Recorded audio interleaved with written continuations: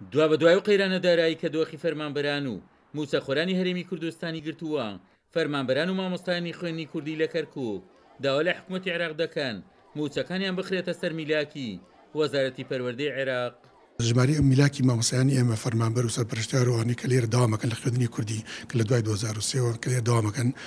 7805 مامۆستا و فەرمانبەر و سەرپەرشتیارە و ئەو لەو ژمارەی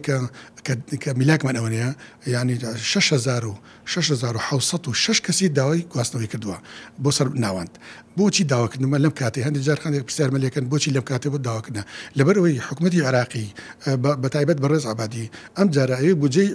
هەرێم دیاریکە لە ڕێگەی دانانی فۆرمی خۆراکەوە ژمارەی دانیشتوانی سلێمانی هەولێر و دووەک ئێمەش لەم بینەیە ئەترسین کە کاتێک بودجە دانرێت مافی ئێمە لەمەی نەفۆتێت یعنی نە سلێمانی حسابمان بۆکات نە هەولێر و نە بەخاش حسابمان بۆکات. حکوومەتی عێراقی ئەڵێ من بە دەستور هاتوومەتە کەرکووک و بە دەستور حکومەکەم هەر ئەو دەستورەی کە ئەو باسیەکە دیارە ئێمە وەکو نەتەوە وەکو خوێندنی کوردی مافی ئەساسی خۆمانە مافێکی چۆنەڵێ ڕێگە پێدراوە ئێمە بە زمانی کوردی بخوێنین و داواشی لێکەین هەر بەو دەستورە با بە یەک چاو تەماشامان بکات لەگەڵ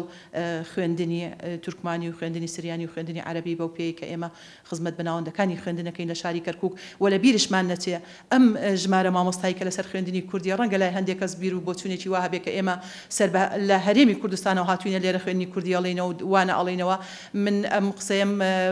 کردووە بە خودی پارێزگاری کەرکووک و متوو لێشی بەرپرسم وتومە وەرە یەک بە یەک مامۆستاکانمان تدقیق لە ئەوەلیاتیان بکە هەموو فۆرمی بایان و نفوسیان و 57یان و ڕەنگە پێش 57یان چۆنەڵێ باو باپیرانمان خەڵکی ئەم شارێ ئێمە خەڵکی کەرکووکین. وەکو مامۆستایان و فەرمانبەرانی بەشی کوردی داوای مافێکی ڕەوای خۆمانەکەین کە ئەو مافێش موچەیە ئێمە هەچەنە کۆڵمان نەداوە کە لە شاری کەرکووکە دەوامی خۆمانەکەین بەردەوامین لە دەوامی خۆمان ئەگەر ئەوان بە مافێکی ڕەوای ئەزانن موچەکانی ئێمە هاوتای موچەی فەرمانبەرانی بەشی عەرەبی و تورکمانی و سریانی بکەن ئەوە مافێکی ڕەوای خۆمانە ئەوان لە دوای 16 ئۆکتۆبەر ئەڵێن ئەوە مافێکی ڕەوای بەپێی دەستور ئێمە ئەو ئیشانە جێبەجێ ئەەکەین هەر ئەوەندە مافی خۆمانە کە هاوتای موچەکانی ئەوان بێ بچێتە سەر بەغا. پەرلەمانتارێکی یەکێتیش پشتیوانی لە داخوازی فەرمانبەران و مامۆستایانی خوێندنی کوردی دەکات و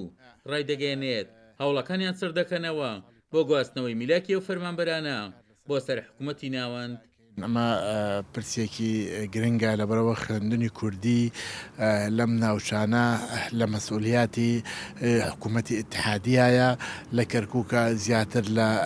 525 قوتابخانەی کوردی هەیە بە سەرەتایی و ناوەندی و دواناوەندیەوە ئەمە نزیکەی 8,000 مامۆستا و کارمەند لەم خوێندنگایانە کارەکەن و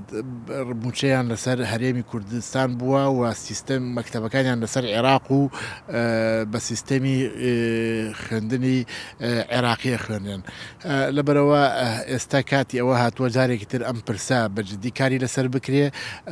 مامۆستایانی کەرکووک مامۆستایانی کورد لە کەرکووک ئستاحالیان زیاتر لە 6,706 مامۆستا داواکاریان پێشکەش کردووە بۆ گواستنەوەی ڕاژەکانیان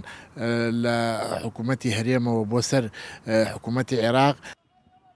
لە ئێستادا نزیکە 8,000 مامۆستا و فەرمانبەری خوێندنی کوردی لە کەرکووک لە چاوەڕوانی گواستنەوەی ڕاژەکانیاندان بۆ سەر بەغدا بە تایبەت دوایەوەی حکوومەتی عێراق ڕەزامەندی نیشانداوە پێداچوونەوە بە ئەولیاتی فەرمانبەرانی وەزارەتەکانی پەروەردە و تەندروستی هەرێمدا بکات.